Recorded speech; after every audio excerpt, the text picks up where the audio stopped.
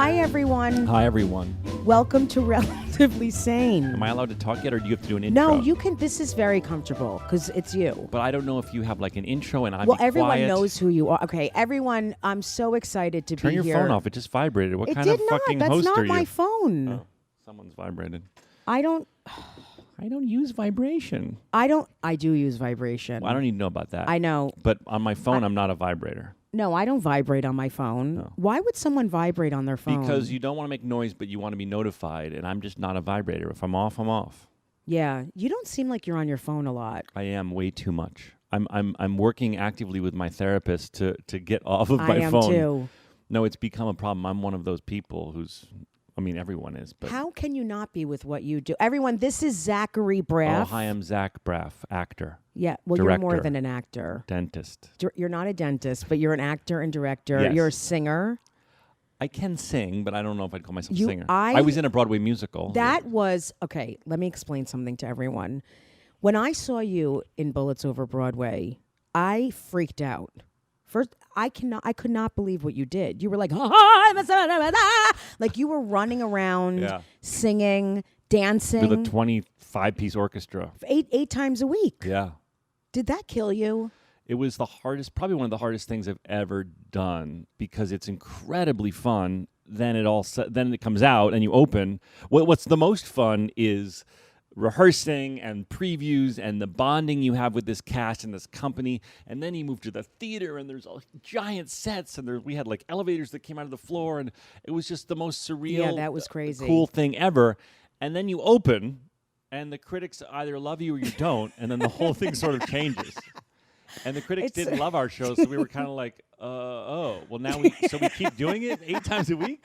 I know, it's so horrible. No, theater's the only place where, like, it's still out of the movies where you go to the opening night party and the people wait until midnight when all the reviews come out, and you can just feel the tenor of the party change to either elation or And we had sort of an I think I was at that party, Yeah, and it was an I remember Yeah, that. right around the, it's Ben Brantley, who's the famous New York Times critic. And then, or at the time, it was also Charles Isherwood. I think Ben Brantley reviewed the show and didn't love it. I don't think he killed it, but he didn't love it. Anyway, irrelevant. The point is that you're at the after party, and you've been working on it for so long, and everyone's just so high on life, and then the review comes out, and you can just feel the energy of the party go like, oh. And then it becomes a little like, well, we have to do this 8 times a week, and the enthusiasm's been a little bit drained because the ticket sales aren't extraordinary, and audiences aren't sold out, but That's really hard. It's very hard. It's very hard because you have to give it your all for, I'm sure it's like being a stand-up in that you got to go balls out, and no matter how big the crowd is, no matter how enthusiastic they are, and you got to do it every single time. Well, tell everyone how you got started, because a lot of people, when I tell people that you were a child actor, a lot of people don't know that. Right. What age exactly? Well, my father loved to do community theater. That was his hobby. And he was very good because he was a trial attorney. And so he had a lot of charisma, he had a lot of charm, and he loved theater. And so I would go see him as the star in all the local plays. I'm laughing because I went too. Yeah. Zach and I are step siblings. For people that don't know by now, we Yes. are. My mother married his father. Yes. Oh my God, over 30 years ago. Yeah. Yeah. It was the same year as my bar mitzvah. So crazy. I was 13. But anyway, so I would go see him, and I had no interest in sports as a kid. I kind of felt lonesome and out of place because I was like, what is this public school world where everyone's into sports? And I had friends because I was a bit of a class clown, but I just couldn't find myself. And then I went to see my dad in the plays, and I just thought it was so exciting and so cool, and I wanted to be a part of it. Initially, I was on the stage crew because I was a little boy. I liked the techies, the lighting guys and the lighting boards, and I just thought the backstage crew was cooler to me at first than acting. So I was kind of like a little mascot. I was like a little 9-year-old mascot on the backstage crew. And then my father said, hey, do you want to go to a special theater camp where all you do is theater? And I went to 2 different camps over the course of 4 years. The second one I went to was a more famous one called Stage Door Manor, which is to this day like the most famous camp It's for an amazing camp. for kids. My daughter goes there, Zoe, my Yes. 13-year-old. If you're a child who really wants to be an actor and is willing to work hard, and it's a great place to go. And I was scouted there. I'm trying to do the relatively short version of this for you. This And- is so interesting for people to hear. 'Cause- Yeah, so scouts come up there because there's some really talented kids. And I got scouted by a manager who said, hey, to me and my parents, I think I was 12 or 13, would he like to start going on some auditions in Manhattan? And so I did. And I remember at the time I auditioned for some huge things like the movie Big and the movie Parenthood, which actually Joaquin Phoenix was, I think, was his first role, got the part that I auditioned for. Born on the 4th of July, all sorts of Wow. big movies. I was getting in for good and getting some callbacks for some kid parts. And then when I was finally 14, I got cast in the lead of a pilot for CBS called High. It was about a high school. And Gwyneth Paltrow was in it. It was her first part and my first part. She was the hot senior, and I was sort of the nerdy freshman in this high school. So funny. And it didn't get picked up, but it was like my first real professional job. I was 14. How did you feel when you got that? That 14 is young. I couldn't believe it. Yeah. I couldn't believe it. I also didn't fully understand that pilots don't get picked up. Right. I know.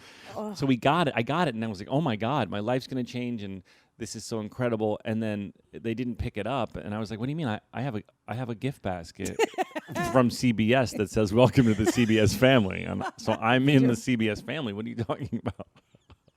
They gave you away.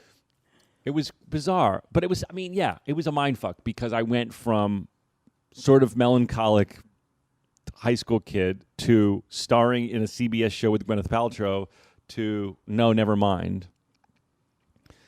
And then everyone thinks that you have it and it's happening. That's the other Yeah. thing. Oh, and at 14, that is so hard. Yeah. It's very hard. And so I went back to a normal life. Although I'll tell you a funny story. I had braces on at the time. And when my parents didn't know if I was supposed to keep the braces on. So we called the production office and someone got on the phone. And in hindsight, I think it was probably like an intern. Someone who doesn't even work. It was the housekeeper. But they said, we said, should he take his braces off for the part? My braces were not ready to come off. And they said, oh, absolutely. So we ran to the orthodontist, this old Jewish orthodontist in like Livingston, New Jersey, who had no idea why I'd be taking my braces off before I should be. He was livid. I remember him being angrily taking them off, which is not something you want to have happen. Right. And so I get to set, and I'm like so excited. And the producer comes up to me and goes, what happened to your braces? We loved your braces. And I was like, oh, no. Oh, my God. So I didn't have the braces, even though they wanted them, and then my teeth all slipped, and that's Hollywood, kids. That is, the stuff you have to go through. That's crazy. And then I remember when you did an after-school special. So then, That was amazing. I got little things, and then when I was 18, actually, I got cast in Woody Allen's movie Manhattan Murder Mystery. Yes. Which was a huge deal, even though it was a small part. But I had auditioned to play it when. It was he and Mia Farrow starring in the movie, and I read for Woody, and then they didn't think that I could look like their child, and then his whole relationship with Mia blew up, and he recast me with Diane Keaton, and then they thought I could play their son. Isn't that incredible how things happen? Yeah. Like you got that part because someone else ended up playing his wife. Right. Oh, that's happened so many times in my life. I know. It's crazy. And then I shot that, and it was really exciting because then I was about to go to college, about to go off to Northwestern, and there was this talk of like, well, you just got a part in a Woody Allen movie playing Woody Allen and Diane Keaton's son. Yeah. Should you stay in New York and keep the momentum going? Because there's nothing better than that kind of momentum at the time, obviously. But I wanted to go off to film school, so I said, no, I'm going to just go off to school, and I wanted to study filmmaking. I wanted to be a filmmaker, and so I kind of left that momentum and then went off to school. And then 1 year so in the summers I would come back from Chicago to New York, and I would do both. I'd PA on music. This was the height of like the music video era. I'd PA on music videos and commercials, and then I would simultaneously audition for things. And then 1 year I got an after-school special, the theme of which was. It was actually called My Summer as a Girl. I know. I remember the movie. I was in full costume as a woman.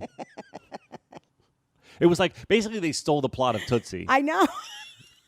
But you weren't a woman. You were like I mean, I was a cat. I mean, I was like a young guy who's. I mean, it was so funny. It was so bad. I Basically, have that still. I was a guy. They were trying. They always had a lesson, and the lesson Yeah. was treat women how you want to be treated. Right. To boys who might be too aggressive trying to hook up with a girl. And in the movie, I dress up like a girl because the only job left on the island is for a chambermaid. Oh my God, it was so bad. I remember it. I'm not kidding. I completely remember it. And then, of course, there's this guy who's trying to hook up with me. He's in love with me, and he's being too aggressive. And I learned my lesson. This guy who's being aggressive with me. He was being aggressive, and I didn't like it. My and so I learned my lesson that I needed to treat women right because now I was put in their place of How many times has that been done? Jesus. I mean, it's okay. It was so bad. It was horrible, but I was very proud of you at the time. I was just taking whatever job I could get. The funny thing was that some weeks I'd be PAing and other weeks I'd be acting. So I would. Yeah. I have a memory of being like.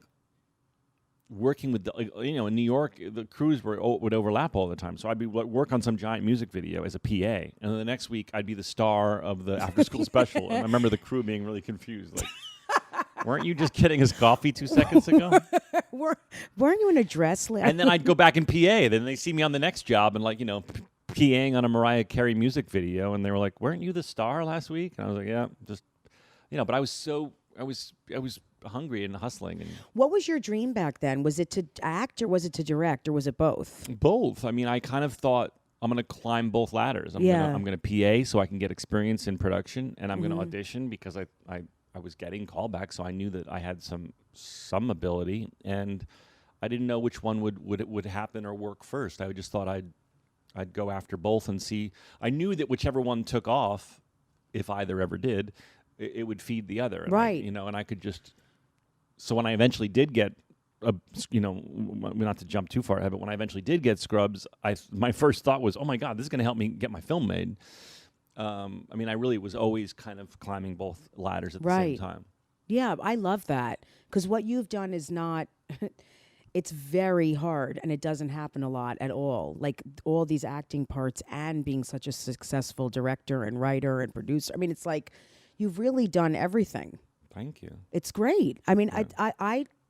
I think like most performers would love to do that because I always have wondered with you if you liked acting better than directing or if they're just so different for you that I think it changes all the time. To be honest, I mean, I think there's times when I am acting where I wish that I had that I was the one in charge. I know. Go, oh, that's man. hard. And then there's times when I'm directing where I go, oh my God, this is killing me slowly. I really need. And then if I'm not in the thing that I'm directing, I go, oh, I wish I was in this. This looks fun. And then you put so much work into it, and it comes out, and you're not in it. So my point is that I vacillate all the time between which one I want to do. And I just did a film as an actor, solely as an actor, and it got me. And it was so fun and so gratifying that it made me really hungry to act. But it changes all the time. And, if an amazing script arrived at my doorstep today to direct that I loved, I'd go, oh God, I got to direct this. And you've been doing both a lot lately. Yeah. I've been bouncing back and forth. It's so good. I mean, what do you think is your biggest disappointment over the years? I know there's been so many. I wish I was here. My film Wish I Was Here really was a disappointment to me because I worked so hard on it and it didn't work really with critics or audiences. I mean, there's people that love it. I didn't quite nail it as a director, and I feel like I have this thought that keeps me up at night that I fucked it up in the edit room and that there's a better film there than the one I turned in as my homework. It's like turning in your homework. I've never heard you say something like that. I don't think I've ever said it out loud, but I it was a very hard film to make. We did a Kickstarter campaign which was not only it was very, very hard to execute because not only did you have to make a film in 26 days, but you had to deliver on all the promises we made to people across the earth, with like 50,000 people who we had promised things to. That's so hard, Oh, my Zach. God. I never knew when I was doing the Kickstarter thing that, I mean, I was so naive in so many ways on it, but that the second it happens, and we never expected it would happen like it did, but then you have to deliver. You basically have to become a merch company and deliver merch and promises to 50,000 people across the earth. I would freak out. So from then, that. whilst trying to do that, as someone who's never done it, you have to direct the movie. How much? There's no. You can't have more pressure than that. It's already pressure enough with the actors, the crew, the producers, everyone that you have to as the director. It was a perfect storm of mayhem, because we also were fighting, people, there was some backlash about it. People didn't feel that there were a lot of articles saying that someone who's had success shouldn't use crowdfunding, and I kind of had to be and crowdfunding was just at the time when it was becoming a very big topic for people.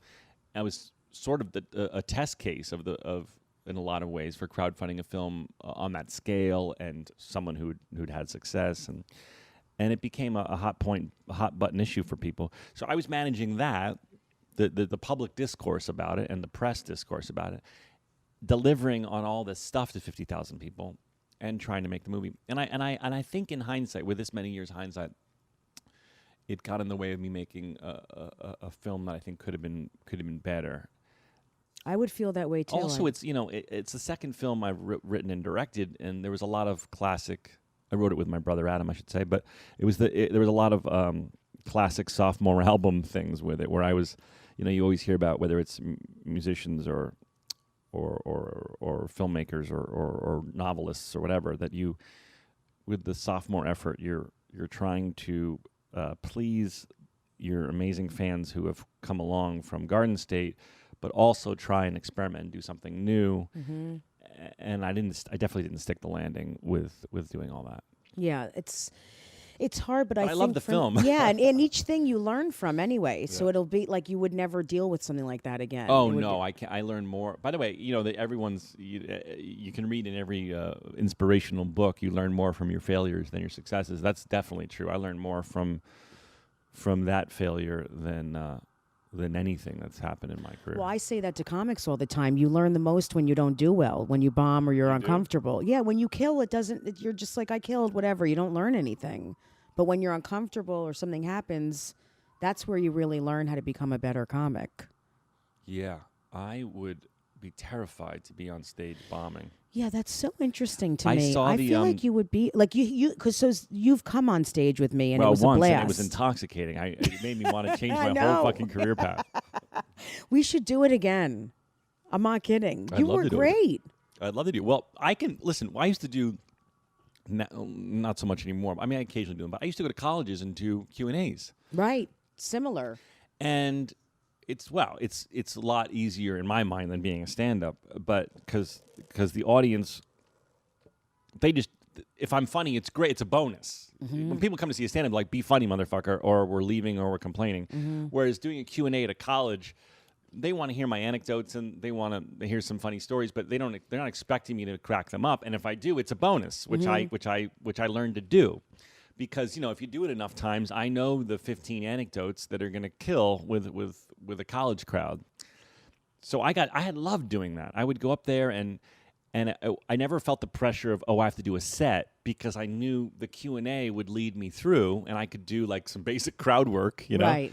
And then if you do it enough times, the 15 to 20 questions they're going to ask, and I can navigate through funny stories. Same thing with stand-up. So it was my stand-up like experience, and I loved it.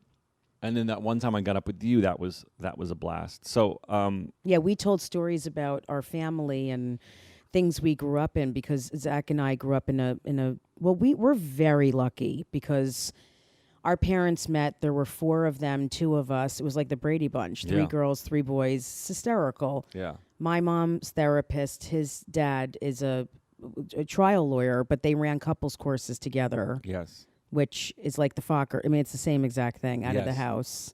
And Elaine, Jessica's mom, would see clients in the basement of the house, and we had to be quiet. That's part of your act, which is hilarious. Yeah, there was a lot of tiptoeing around and odd people in the house, and but we became very close, the family, and I'm very grateful for that. We. Do you remember the time when we went to St. Croix as a whole family and the house was robbed? Yeah, the house was robbed, and I believe the robber took a shit on the bed. which is probably the worst That's thing. why I just started laughing. If They any of did. you out there listening have had your house robbed, we can always one-up you, because did your robber shit on the bed? Not only did they shit on the bed, they shit on your dad's pillow. It wasn't just on they marked territory. They shit on his pillow. Oh, I thought it was just the bed. No, they shit on his pillow. I have a thing. If you're a robber out there and you're listening, just you're take, listening. just take the stuff. Don't shit on the bed. You're gonna get the stuff. Don't shit on the bed. They went through my drawer, and I had a diaphragm in there that was thrown. I never even used it. I never knew people use diaphragms. This was like 1940. They threw it on the ground, and I had pot. This is totally true. They took my pot. I was the most upset about that. Of course. I was more upset that they took my pot than that they shit. You did just vibrate, by the way. Listen, You're Zach, a let it fucking go. liar. You're I a didn't liar. know. I didn't know. I didn't know I I vibrated. didn't know I vibrated. That's how my mom talks, for anyone who's wondering. It was a horrible experience. We all took a family vacation, and and we had like a cartoon robbery while we were gone. I think they took the floors.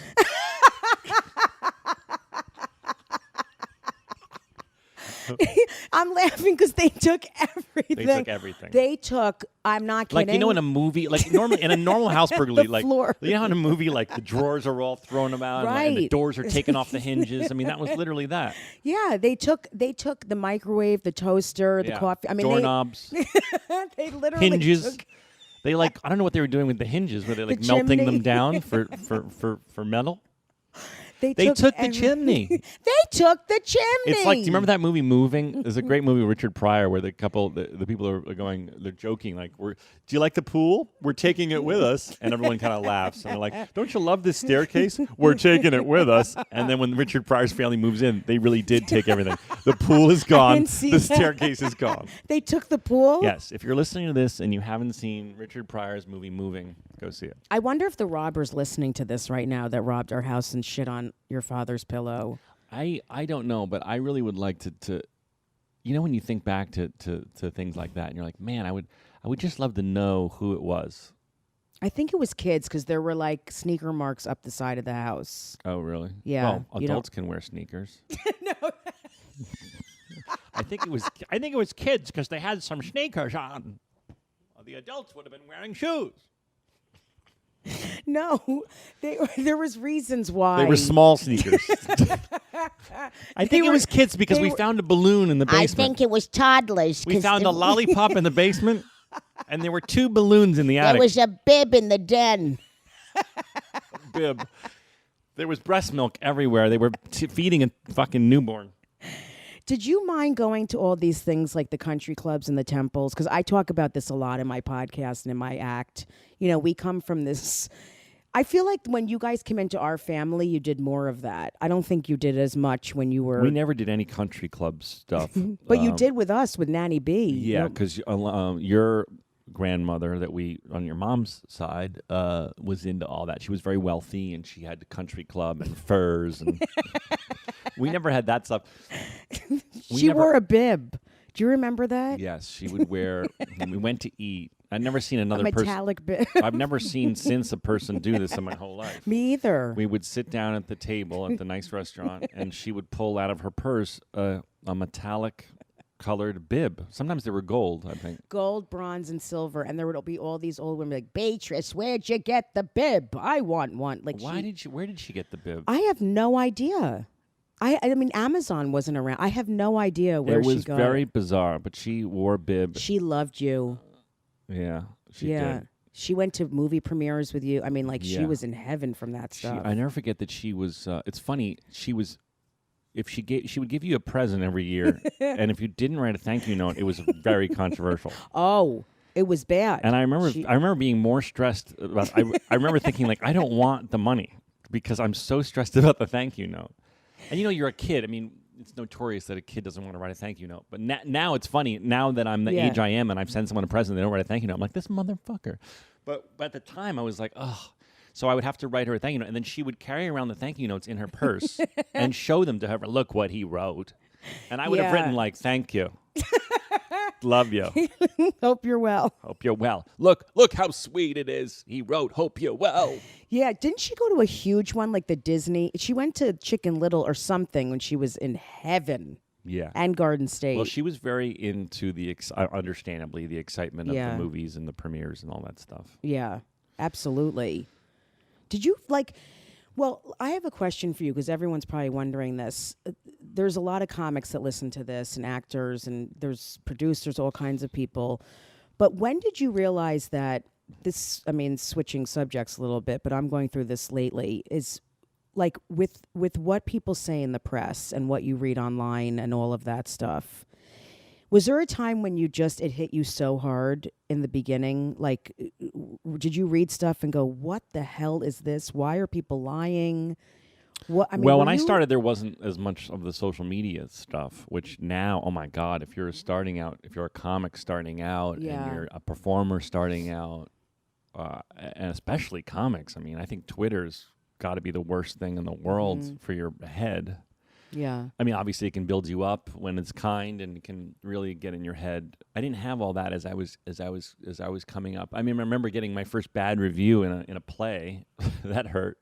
So I definitely didn't read them doing play. I don't really read reviews too much. I don't think you do. Do you? Well, look at I'll all that skim stuff? it depends. If I produce the thing, like when it's my own films, I do read them because it's going to affect the promotion of the movie. It's going to affect. You have to be. You can't be a wimp about it because it's going to affect how you're going to continue to market the thing and how well it's going to do. And so I read them. I don't read them all. Some people will read every single thing on Rotten Tomatoes. I don't do that. I just get the tenor. Okay, they didn't love it, or ooh, they really like this one. So I don't there. But with regards to like the I think social media can be pretty really unhealthy for performers because it gets you in your head and then can affect your act. I would imagine as a stand-up. Do you read it? I don't think you should be reading. I mean, I know you post a lot, but there's a way to post and not read the shitty things people say about you. I do. First of all, when I do read shitty things, it doesn't affect me like it used to. When I first started reading stuff, I was like, oh my! I didn't understand how people could be so mean-spirited. Yeah. I really didn't even understand it because I would never go on the computer and write something mean about someone, so I couldn't comprehend it. But no, I don't read it a lot, and I feel like if I were to get much bigger, I don't think I could read a lot of it at all. I think it's not going to help in any way. No, I think, as a performer, especially someone starting out, you want to be blasting your stuff everywhere you can with, YouTube and Facebook and Instagram and Twitter and all these things. But there's a trap of getting addicted to it. I do remember when I early on starting out and just scrolling through compliments to try and find the negative. I do that too. It was like cutting. I feel the same way. And then you'd get past like 10 nice things and find someone saying something horrible, and it would just put me in the worst mood. So I don't do that anymore. I don't read stuff like that anymore. Yeah, I mean, do you like? I feel like you were also like. You're pretty positive, and you were a positive kid. I don't think you weren't depressed as a kid. Yes, I was. You were? Yeah, I think my parents went through a divorce, and not that that's super unique to kids, but it was a tough time for me. I also felt really, like I said, I felt so isolated. I just as a kid going to a public school that was so sports based, and I had no interest in sports. I felt a little, I'm sure a lot of people listening can relate, or I just felt like, I feel like I'm in the wrong dimension or something. What is this world? I have no interest in doing what these kids are doing, and they're making friends playing sports together, and I just feel like an outcast. Yeah. And then it was like when I finally went to theater camp, I was like, oh, I had found my people, Yeah. And so it was a big it was a big shift in my life when I found like the theater kids, because I went, oh, I see. There's a whole other world that I wasn't being exposed to, because it wasn't. We didn't go to a school where it was cool to be a performer. No. In fact, I remember did go to a very sports. Yeah, yeah. And I remember in my senior year of high school, I didn't do any plays because I was so focused on being cool and not being a dork. All the stuff I did was outside of school. And then finally, my senior year, they did like a thing called like Friday Night Live, where it was like a sketch show. And I finally was going to have my big coming out as a performer thing, and I invited all my friends, and I was kind of like the star of this Friday Night Live thing, and not a single one of them showed up. Oh my God. It literally, it's not cartoonish or exaggeration to tell you, when I went to the backstage area, everyone else had their friends coming with flowers and surrounding them and hugging them, and I was like packing up my bag alone. No one came. So I did have a lot of sadness based around feeling lonesome. I had friends and everything. I had friends. You always had friends. I had friends. But I don't want to sound like I was like weeping in the fetal position all the time. No. But I was depressed, definitely. Yeah. And then I guess like probably the acting and all these jobs and then going to college and doing all this probably helped because it's therapeutic. It did, and built my self-esteem up. Mm-hmm. I also got depressed when I first went to Northwestern because I kind of had the same thing happen. I was straddling so many worlds. I was in the fraternity scene, but so I wasn't really with the actors, which I probably should have done. But I wanted to have a traditional sort of college. I know you did too. I wanted to have that, campus fraternity college experience. I thought that would be fun. My dad was super into his fraternity when he was a kid, and my brother did too. And I just thought it would be fun, and I just couldn't find my ground. I couldn't find my crew there either my first semester, and then eventually found a fraternity, and then I found the film kids. And I think whenever I enter a new world, I can get a little lost, and then I've gotten better over the years. Big transitions can kind of jolt me, and Yes, something you just said, I never realized how similar we are in this, is that I always feel like I have 5 different worlds and none of them are connected. I talk about this a lot in therapy. Like I have all these different groups and worlds, and like I just feel like I'm always trying to manage all of them and make everyone happy, and it's hard. Yeah. But I know over the years, like me, and like probably 90% of the people listening to this have dealt with anxiety stuff. Yeah.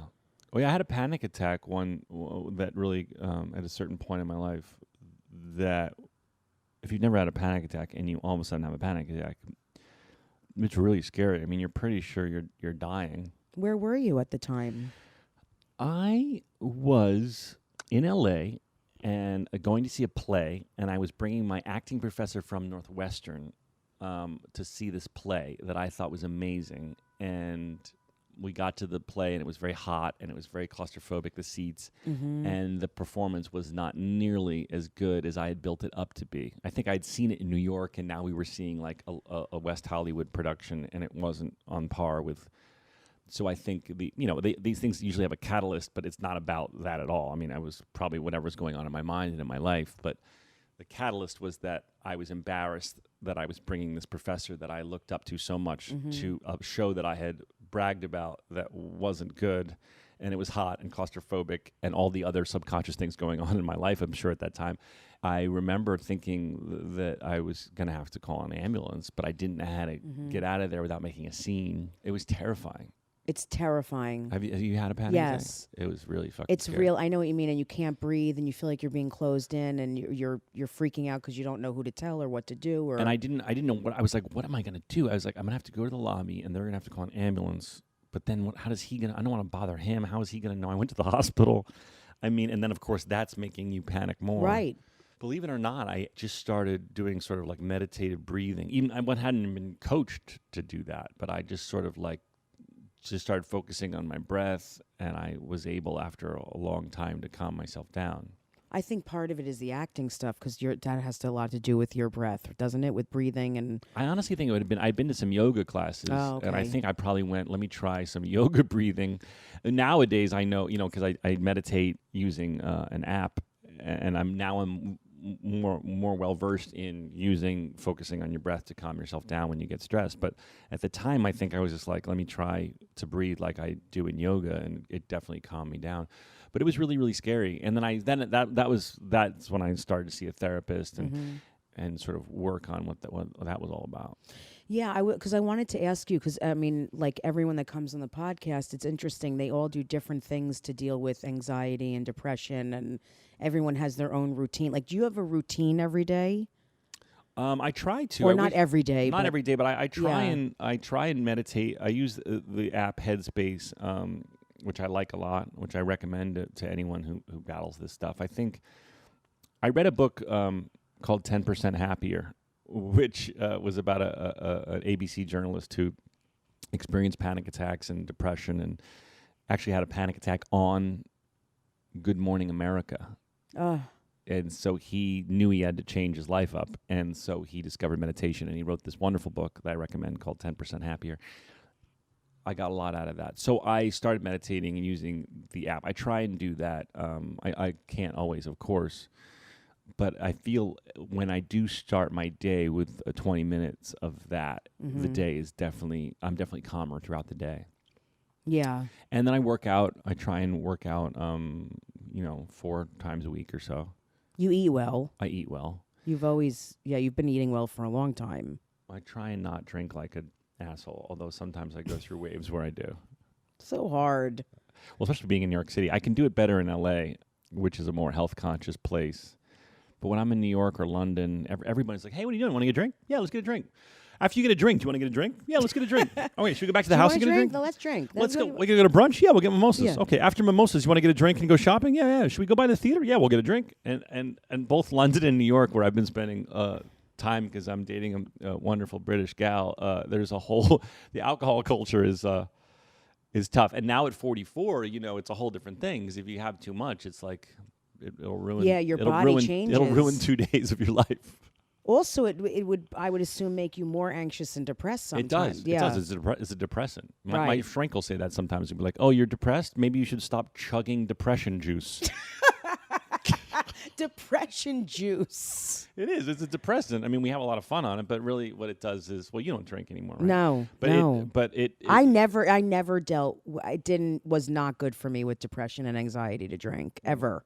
Even in college, it made me very down. Well, I have a whole program. I had a friend who really went into a real dark place, and I was like, let me tell you, I'm going to go through everything I've done over the years. I could write like a really great workshop for to get you out of your hole, which is to meditate, to go to work out every single day, definitely with cardio, to get your endorphins going for like at least a half hour, really, really good cardio. Yoga if you can, seeing a therapist.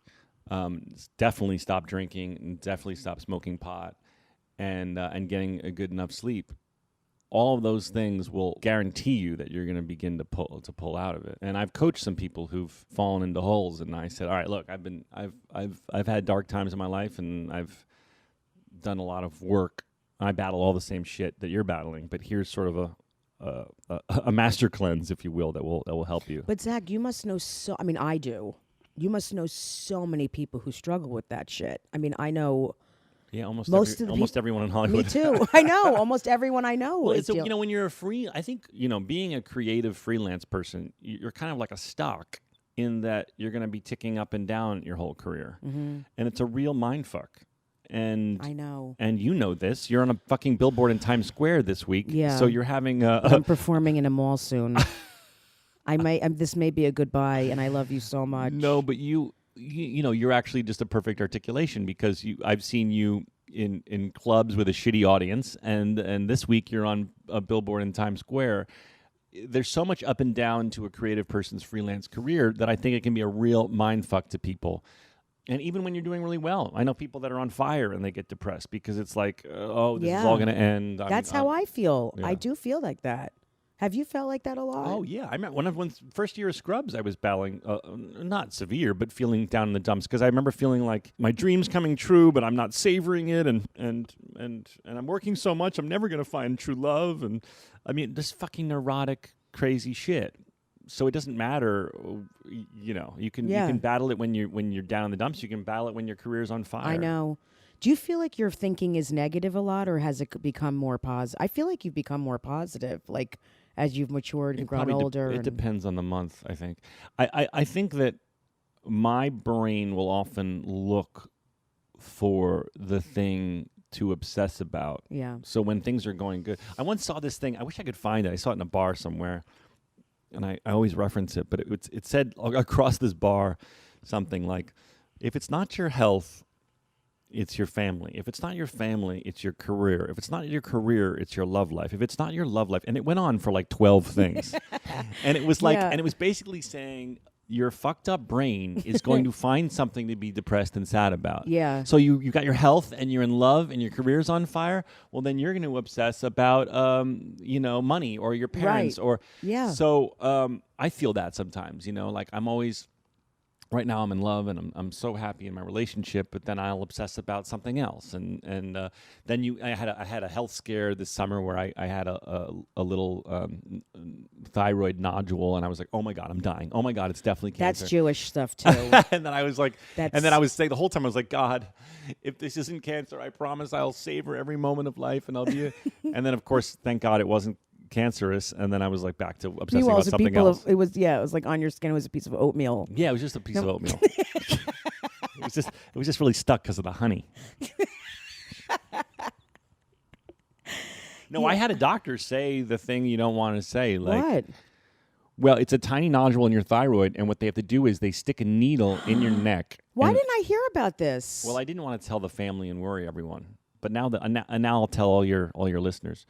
By the way, make sure your doctor checks your thyroid for lumps, everybody, and all your other body parts so for lumps. he felt a little thing there. He felt a little thing that was suspicious, and then I had it checked, and at the first time he said, it's not significant, let's see if it grows. Let's come back in a year. And I came back in a year, and he felt it, and I was like ready to just jump out of there, and he goes, all right, well, I have bad news. It's grown, and it's suspicious. Oh, that's not a good word. Motherfucker. And then, That's not only you're that, gonna so then he die. sticks a needle in your neck and Zach. pulls juice out of the cyst. Were you by yourself? Yes, and to make it 10 times worse, he then says, great, well, we'll let you know in about a week.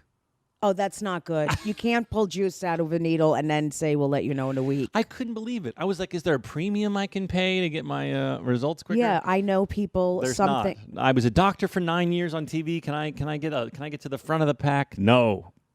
And so you waited. Oh, that's so scary. And I had flown to London to be with my girlfriend, and we had to wait.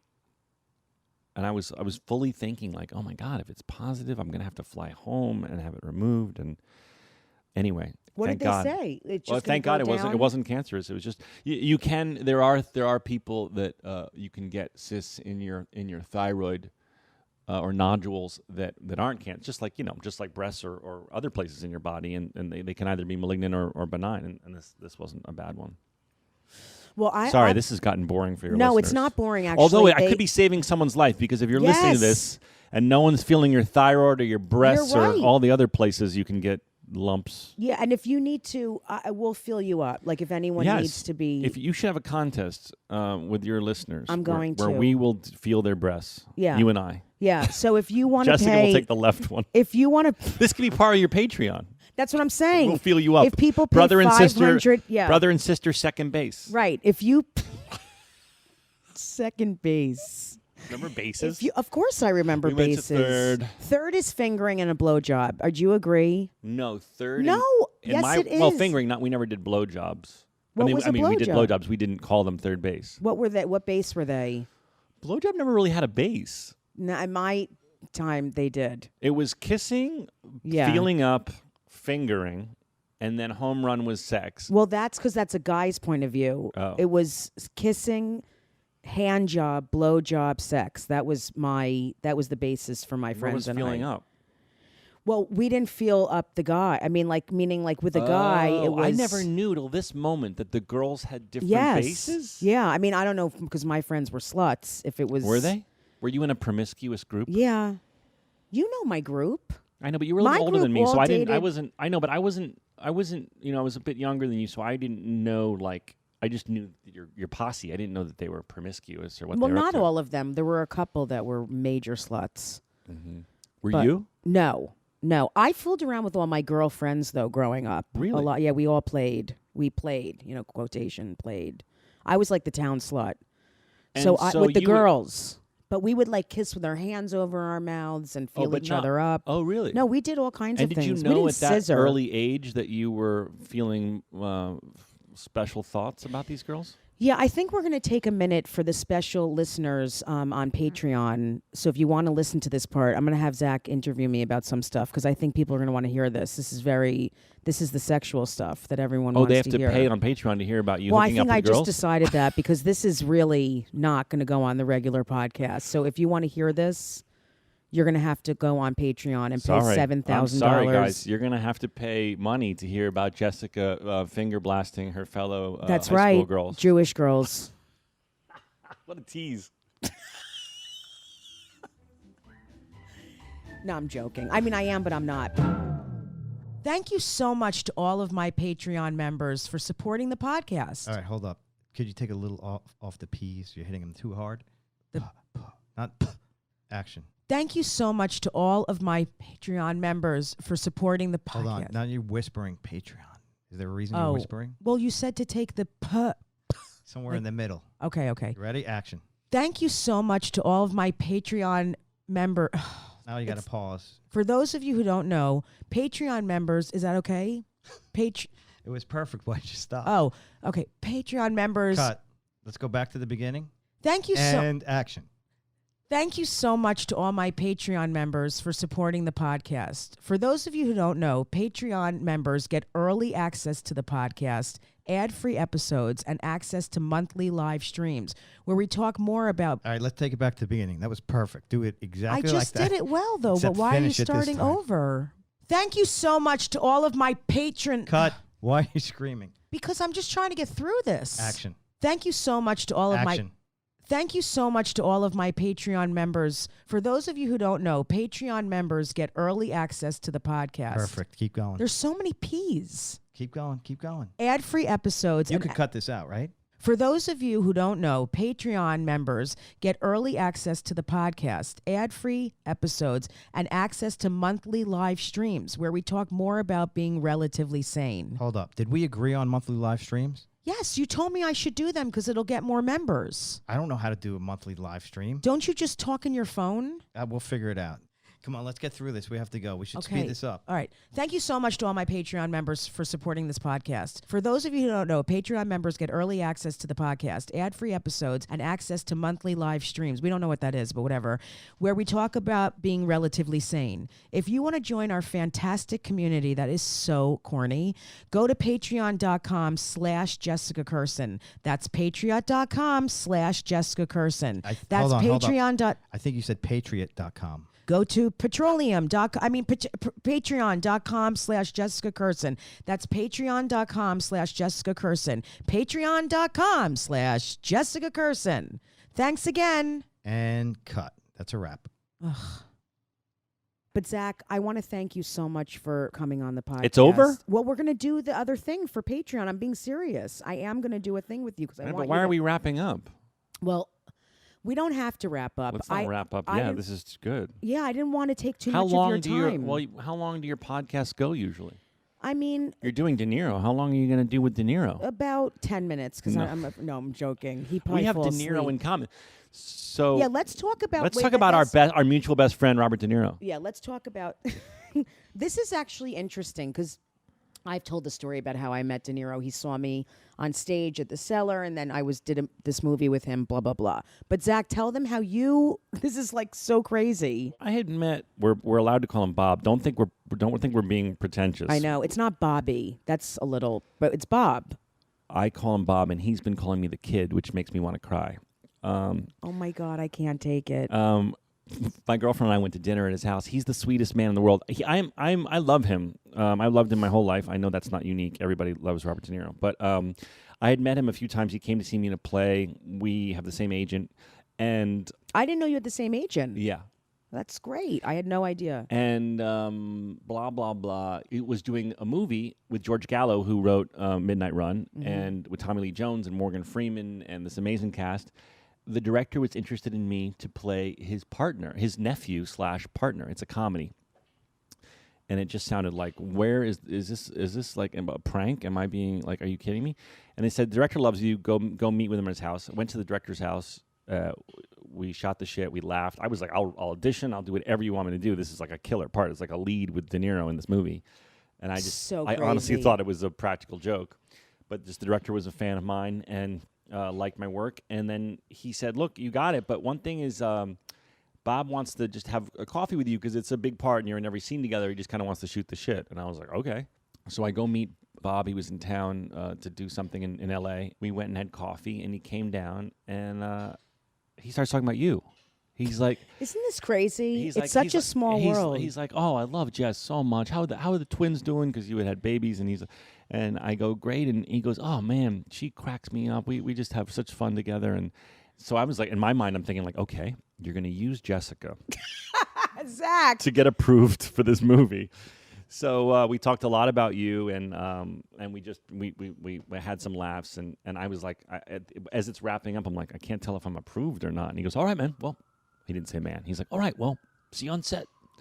And I goes, Yeah, "Oh my." he either likes you or he does. I mean, he doesn't not like, but you can tell when he likes you. Yeah. Well, he raved about you to me. We had laughs, and then we made the movie, and we had a really good time making the movie. And he's such a sweetheart, and it was one of the highlights of my career doing this movie. I mean, I hope the movie's good, and I pray that it does well. But more important even than that was that I got to spend this time with him in New Mexico. Are you kidding me? And in New Mexico, of all places, which is unreal. So then gorgeous. I'll tell you a funny thing. He goes, we were talking about Sebastian Maniscalco because he's in Irishman. And he came up, and I said, "Oh, he's a really hilarious comedian." He goes, I go, "Do you like his comedy?" He goes, Yeah, he's really, really funny.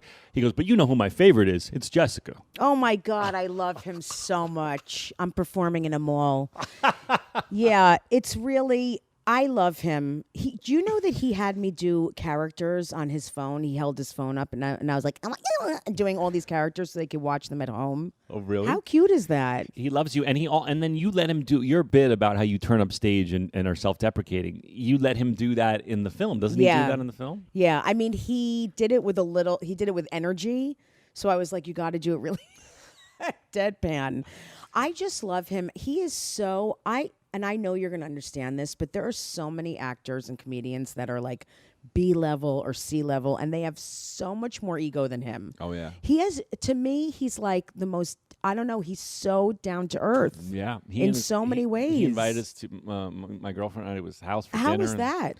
Just, I mean, it was just surreal. I've had a lot of moments in my career where you're just like, is this happening? But there we were, just I know, I felt like that too. Breaking bread with Bobby D. And he's got lots of dogs because he's super into dogs. So there's like dogs running all around. He has lots of kids and he has lots of dogs. Lots of kids and lots of dogs. And he's just, I don't know, he's just the sweetest guy. I hope we get to stay friends because it's just so surreal to be his friend. Well, the funniest thing is that I called him a couple of months ago to ask him to do my podcast and ask him if I could pitch something to him. And he wanted to stay on the phone with me. He's like, he wants to talk to people who don't want anything from him. I know. It's like funny. he knows we just want to talk to him and get to know him. It's funny. He called me once. First of all, we text, and then who answers the phone anymore? I never answer the phone, and he called. It was a blocked number, but I answered it, and it was him, and I was just like, I can't believe I'm sitting here just shooting the shit. I know. Zach, did I ever tell you I spoke to him in Houston? I was going to do a private party for Jewish people in the back of a restaurant for 30 people. And I got off the phone with Niro, went to the restaurant and said I was just on the phone with Robert De Niro, and now I'm in front of 30 old Jews. I got to say to you, I know it's your podcast, but I'm so impressed with how hard you work. Thank you. I don't think people, if you are an aspiring stand-up and you're listening to this, I mean, Jessica is such an inspiration for how hard you hustle. I will see you, like you said, you'll do a movie or you'll do something big, and then I'll see you doing videos on Instagram where you're like in a car in bumblefuck, and I know you've got 3 kids at home, and I just think, man, you put in the work. You really do. I have to because... Well, first of all, I really love it. Thank you for saying that. I am like addicted to it. I've always loved it since the first time I performed, which you came to. It was so crazy. 20 years ago to Caroline's to see me. Was that your very first show? You were at my very first show, sitting right up front. I used to go to shows I don't remember this, but I had a lot of friends that were trying to stand-ups. I remember. I used to go to ones where you had to bring... Yeah. Or you couldn't go on. You went for me that way, too, a lot, where I had to bring people. Yeah, they'd be like, it'd be like a 2-drink minimum. And you were like, but it's noon on a Monday. And they'd be like, well, here are your 2 Diet Cokes. Noon on a Monday. It's so true. Here are your 2 Diet Cokes, 2 drink minimum. And I think what made me go to the next level, meaning of working hard, was that I now have 4 kids. One doesn't live with me, but she's my oldest, 13, Zoe, who's an actress who goes to Stage Door Manor. And then 3 little kids at home. And I'm like, I have to make money. Like, it really makes people work harder. As a comic, it makes you get on stage more and do what you have to do because I have a family to provide for. Yes, and I get that. But you also seem to suck up your ego about it because I do. You go do those bumblefuck gigs. I know that's part of the deal when you're a stand-up, but yeah. Well, honestly, I mean, people have said to me recently, like, you got to turn some of that down. You know, like some of it, and I've learned to not do everything. When it's not great. Maybe turn down the Livingston YMHA. Well, sometimes those pay as much as a weekend. Oh, really? Oh, the Jews pay. I mean, they drive you to want to convert. But they pay very well. We always pay for our entertainment. I mean, Zach, they make you get there at 3 p.m. for an 8 o'clock show. Why? Because they're nervous. Everything is anxiety. So, What the hell do you do from 3 to... You sit backstage and there's never anything. There's never food. There's like one water bottle. A stale piece That's of why I kugel. do those behind the scenes in the green room videos because they're horrible. There's like a hanger, some Advil, and like a water bottle. And then you hear them come in around 6 for an 8 o'clock show and you hear them talking like, I don't want to sit on the end seat. Norman should sit on the end seat. Norman can't sit on the end seat. Why should he? I'm the one with the hip. so you hear all these things. Oh, my God. And then you have These to are the people perform we for grew up them. with. Yeah. When I was doing a play at Second Stage in New York for matinees, which would usually be when all the old Jews would come, there was a place where they would store all the walkers and you could see.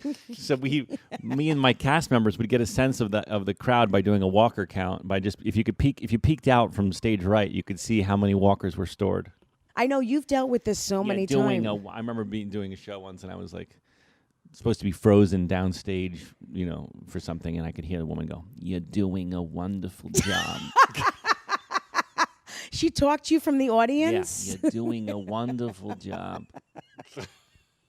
Wait, we need to talk about for a minute what all of like our parents' friends have said to you. You've told me these. I don't know if you remember some of them, but Remind like, me what? I don't know. just like what they thought of something. Because you know how I do that joke, like, you were very funny, but no one around me laughed once. Like, they always say these inappropriate, or they should be an actor, or they know someone. Like, it's just. Oh, and our parents too. But like, your mom would be like, you know what you need to do?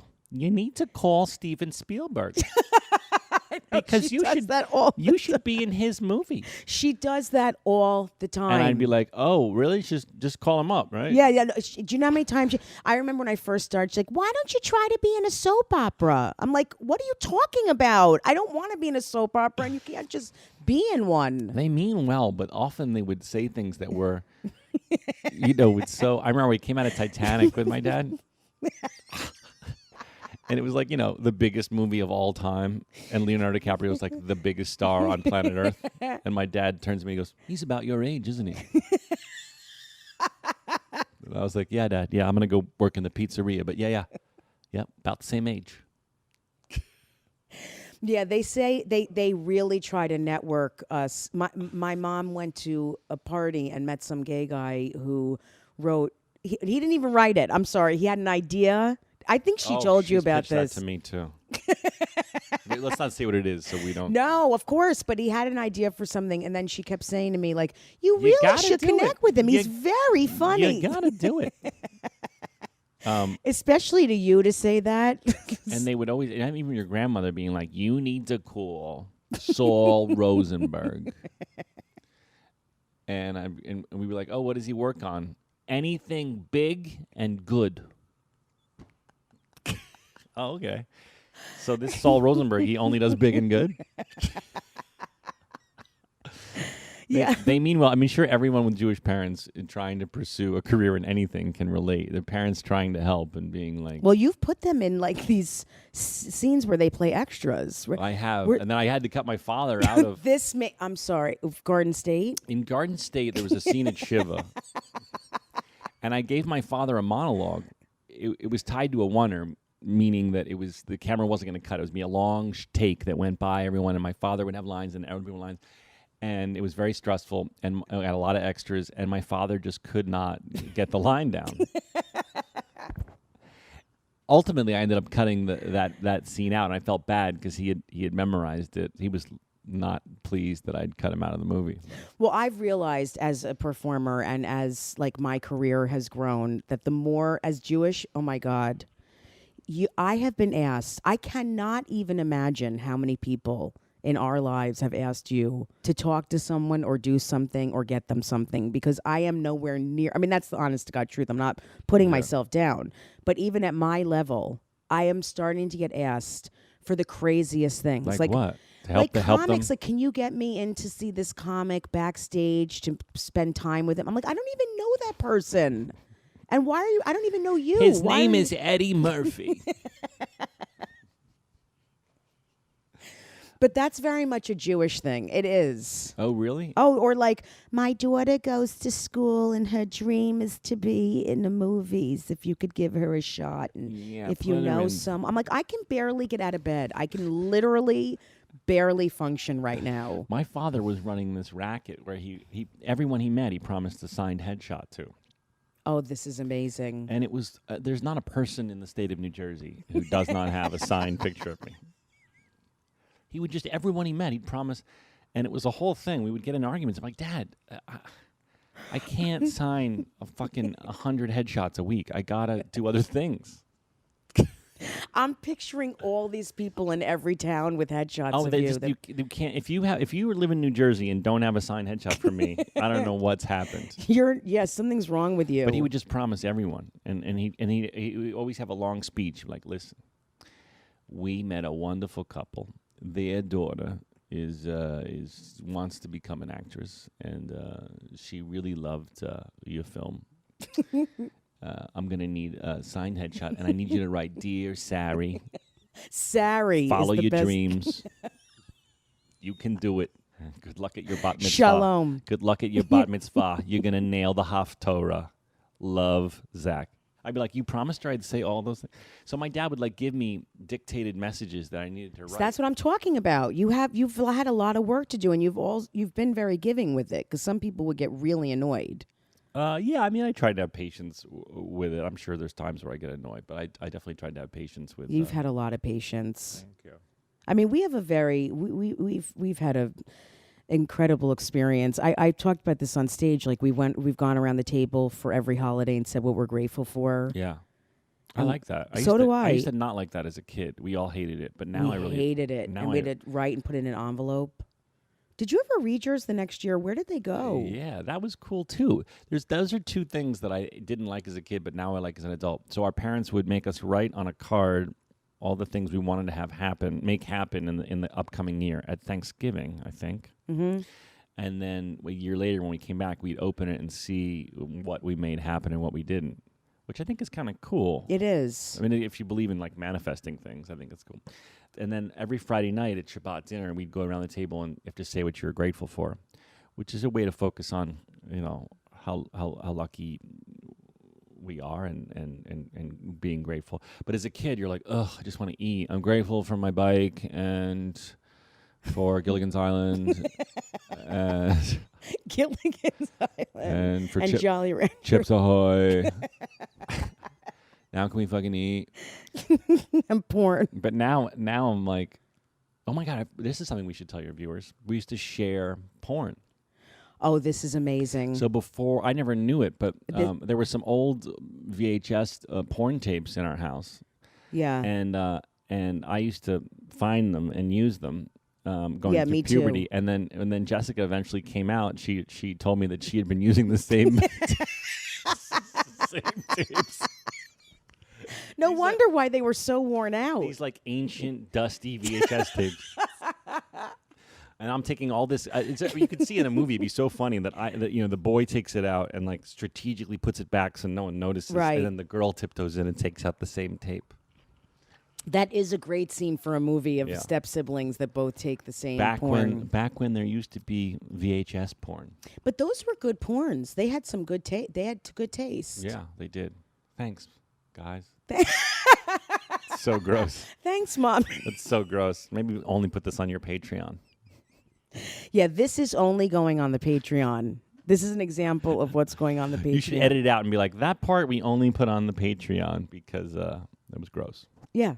Yeah. I mean, who cares? I think people should pay extra to find out that we stole porn. What else? We're sitting at Zach's apartment, which is in New York City. Don't say where it is, for God's sake. I'm not going to. Are you kidding me? It's at It's at 32 Riverside. Apartment 4G. Come by anytime. Could you imagine? You'd have to move if I said no. Well, we could edit it out. That was the dumbest. Anyway, there's an incredible view. Yeah. It really is beautiful. I mean, it's raining, Thank you. but you just sit here. You're and in look my at the- favorite spot. That's where I sit all the time. You do? Yeah. Oh, I love that. I gave you the best seat in the house so you could see the beautiful view. That's very sweet, Zachary. Thank you. I appreciate you. I'm giving. I really appreciate you doing my podcast. Well, I'm happy for you. You have so much exciting stuff going on in your life. I mean, not to mention having 4 kids. Yeah, I don't see them, but thank you so much. Yeah, it's really. Listen, it's great. It's I a saw lot. you were hilarious on Fallon. Oh, and the thank best you. part was watching Fallon behind you, just like beside himself, cracking up.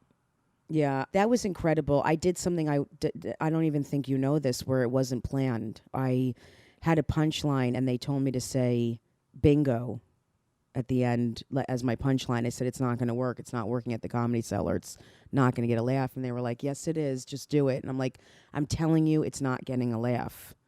And they're like, well, we want you to do it. So I did it, and it bombed. If you listen to it again, not one laugh. I'm not even exaggerating. So I turned around for a second time. It wasn't planned. And I said, you knew that punchline wasn't going to work, and you're That's sabotaging yourself. balls to do that. I know. I can't believe I did that. But wait, you just telling me something I didn't know was a thing. Oh, yeah. I'm learning something. So the talk shows will edit your set? Every single thing you say. And it's amazing. Some things are like, you think are okay, and they tell you can't say it. Like when I do I was doing the Jewish woman sounding like a cat, like, and I say, I want a discount. They wouldn't let me say that. They made me say bingo. Oh, I want a discount because they thought that was anti-Semitic? Right, but meanwhile, then I'm saying trust fund as a Jew. They just Right. decide little things of what you can and can't do. It's very strange. Huh. I never knew that the show weighed in on your set. Every single set you do on television, you have to have approved. Oh, approved for censorship, I understand. But, Everything, But you're but- saying they were giving you punchlines. Different. Well, not that but sometimes the booker will suggest certain things. I mean, they're trying to help you. Right, they mean And well. they don't want you to get censored, but it is what it is. Right. So they just censored out something they thought was too mean a Jew joke? Right. But it's me, I'm Jewish. So I feel like it's okay. Right. It's like if I make fun of lesbian stuff, I should be able to. Right. So should I. I know. Well, you are like a lesbian. I mean, I'm not like a lesbian. I am a lesbian. you are. And you have a heart of gold. You're a Thank very you. sensitive man. I am. I know. I am I have a big heart, I think. Too You big. do. It's too big. I know. Everything's going to be okay. I'm so grateful for you, and I'm so proud of you. Not just forget about the stuff in your career, but just for the person you are. And I'm so happy you're in love and things are going well. Thank you. And I hope it lasts. I hope when this airs, it's still going. it's not going to, but just for the time being, enjoy it, because Thank you. everything is going to end, and you're going to be miserable soon. No, I'm joking. And to sum up, everything will end. Yeah. And you'll be miserable. No, you are doing so well, and it's only going to be bigger and bigger and bigger things. Thank you. Really, I love you very much and appreciate you doing this. I love you. Thanks for having me on your podcast. I don't do many podcasts. I know, that's why I appreciate I've it. only done a handful of them. I think you should have your own. Well, I told you I'm not going to say it on your thing, but I do have a idea for one maybe. Well, I think you should have one. I think people would love it. And you're so funny, they would love listening to it. It's a lot of work though. Huh? It's You not gotta that book much people. work. You got to ask all your friends to come on your podcast. Yeah, but you have so many friends in the biz. I Biz. know. I don't know what. I just have to find a unique thing to do because I feel like there's a lot. Like I don't know. I got to find a unique angle. Do you have a lot of stand-ups on your show? I feel like it's very random. Like I've had some people I thought would get huge numbers and they didn't. This is going to break your fucking. This is going to. This is going to. Whole system's going to go down. If I don't win for well, Bobby D is probably going to beat me. But if I don't, no, the two of you are going to be very much up there. I want numbers. Well, so if you're listening to this, tell your friends because I'm very competitive. I need to beat whomever. Well, Jim Brewer. You are going to beat Jim Brewer. Sorry, I think. Jim. No, you'll definitely beat Jim Brewer. You're going to be huge up there. People that are famous get huge numbers. Oh, well, then I'm fucking in, so you're going to. So famous. Do you want to see my big book of Pussy 3D? What? It's really disgusting. Yeah, let's look at that. That's perfect for the Patreon. Okay.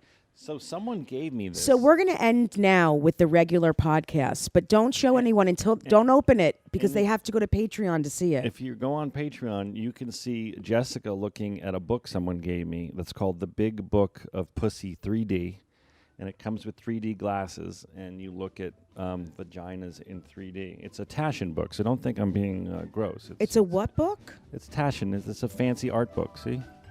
Oh, okay. Okay, it's just So, about vaginas. Zach, say bye to the regular crowd that are cheap and won't go Bye, on my... regular crowd that won't support Jessica and her 4 kids.